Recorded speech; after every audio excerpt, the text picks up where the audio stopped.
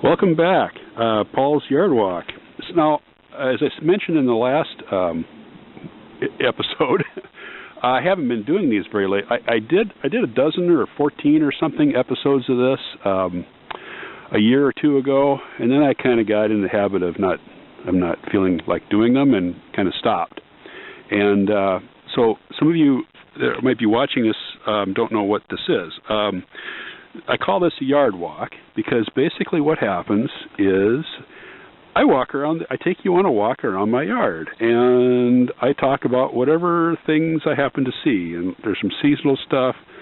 Sometimes I talk about my own philosophies for landscaping, which are pretty laid back, pretty informal, and pretty natural. I'm into, as you may have been able to figure out, I'm into native plants and native animals and all that kind of good stuff.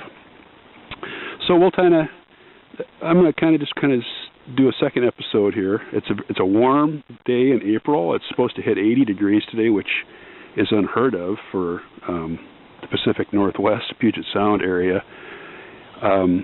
We live in a neighborhood where they are 2.5-acre lots.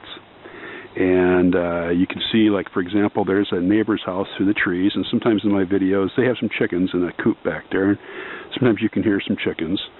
I have neighbors on 3 sides, and I have an empty 10-acre lot between me and the highway on the other side. Our land is rectangular. The front, or westernmost section, is cleared, and that's where the house and my landscaping is. And then the half to 2/3 in this direction is second growth forest, mostly Douglas fir.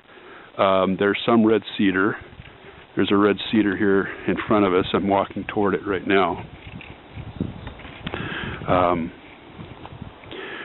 And so basically that's it. This is the clematis. There's 2 clematis here. They're identical. And they get blue flowers here in early spring, summer. Actually into midsummer, toward late summer even.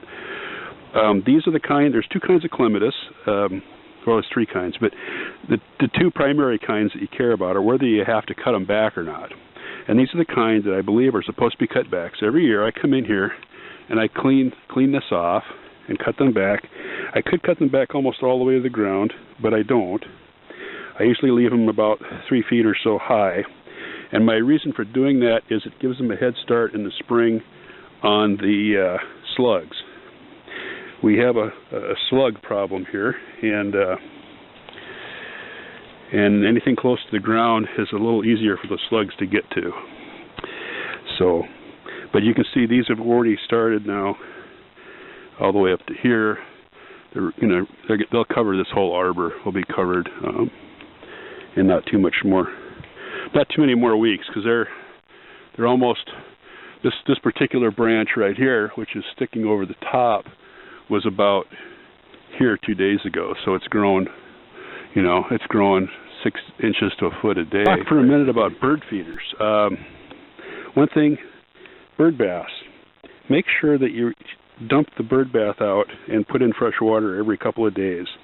And the reason for that is mosquitoes. Mosquitoes like still water, and so if you have any standing water, it takes a few days for the mosquito larvae to hatch. So if you don't have to do it every day, you can skip a day or 2, and you'll still be okay. But you do need to change that out. That's just why. Now here's my bird feeders. I had a bear check by again this year. The bear was a little disappointed because when he got here, the suet feeder was empty, so he left that alone. One of these 2 feeders were empty, but he knocked down the other one, and this bent wire here is a new feature that the bear decided that needed to be bent. So he bent it trying to get the tube open. He did get the food out of that one. Now this one he didn't get because there wasn't any food in it when he came by, but you can see some holes here, and those holes are bear either tooth or claw marks from a couple of years ago when the bear came by and the feeder was full. So I usually, sometime in the spring or in the fall, it seems like I'll get one bear that'll come by, but not every year. And never more than one day, so they're just kind of passing through, I guess, and they're like, oh, look, a snack. I've stepped back in the woods here for a second. These are trilliums. They're a native plant. They get these beautiful little white flowers, and they start to bloom. This one's been blooming. This is toward the end of its bloom. It started blooming almost a month ago. It'll be done now. They basically get one bloom per stalk, and like I said, they're a native. I did not plant them here, and I'm never going to dig them up because they don't like to be transplanted, and I think they're a little bit threatened. So I'm happy that I have them, and we'll just leave them alone. There usually are some more here. That one looks really good. Looking around in the woods here, I'm not seeing the others, but there we go, back here. Got to walk through all. There's a lot of down timber back here from all the storms we had, which I'll probably leave. You know, a lot of the timber and stuff is good for the woodpeckers. Give them something to chew on. But anyway, here's some more trilliums here. I really like them. They're very pretty. We'll end today's talk here back by the blueberries. I have some blueberries up front too, but these are blueberries here. I don't know if you can hear it or not, but the little whistling noise is a junco over here in the tree. Positioning, knowing your climate and your microclimates at your house are important, especially for a person like me, because basically I plant perennials and shrubs. Shrubs need usually supplemental watering at least the first year.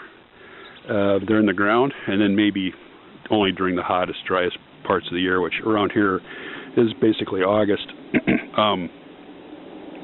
Well, normally, and to survive. So,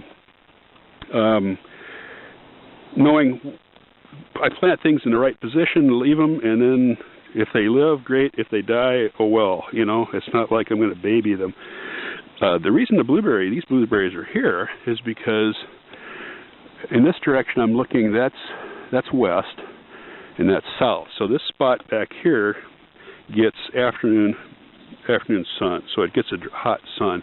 There's some plants along that side up there that get, that's the driest part of this part. That's a very dry part right there.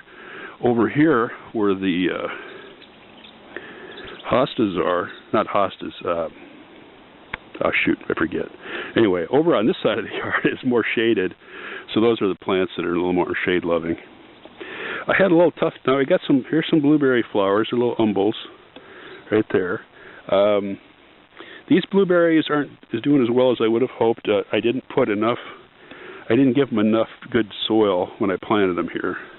But I've added some fertilizer. I've added some organic acid-loving plant fertilizer. This one here had a tough winter.